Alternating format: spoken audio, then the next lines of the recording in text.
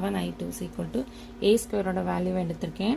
அடுத்து minus 5a வேல்யூவை எழுதியிருக்கேன். ப்ளஸ் 7i2 வேல்யூவை எழுதியிருக்கேன். அடுத்து இது சிம்பிளிஃபை பண்ணணும். இப்போ இதை எப்படி சிம்பிளிஃபை பண்ணுறது? இங்கே 8 இருக்கா? ஸோ ஃபஸ்ட்டு இந்த மைனஸால் உள்ளே மல்டிப்ளை பண்ணிடுவோம். சரியா? First 8 5 minus 5 3. அடுத்து இந்த மைனஸை உள்ளே மல்டிப்ளை பண்ணால் என்ன வரும்? Minus 15 minus 5 plus 5 minus 10. அடுத்து 7 0 0 7. இப்போ என்ன பண்ணணும் அப்படின்னா, இப்போ என்ன இருக்குது இங்கே? இந்த வேல்யூஸ் எல்லாம் வந்து இப்போ 8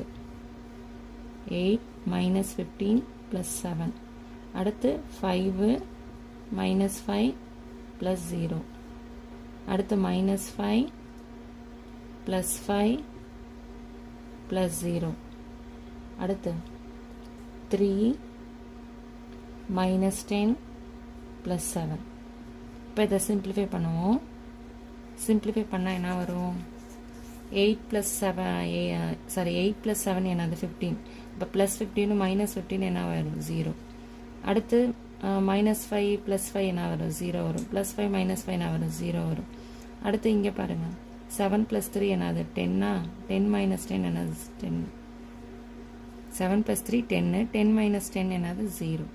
இப்போ என்ன வந்திருக்கு? நம்மளுக்கு 0 தானே வந்திருக்கு, அதாவது நல் மேட்ரிக்ஸ் வந்திருக்கு. இப்போ இதோட வேல்யூ என்னது? 0.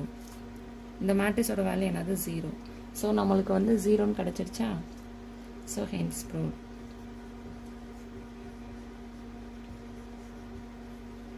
சரியா?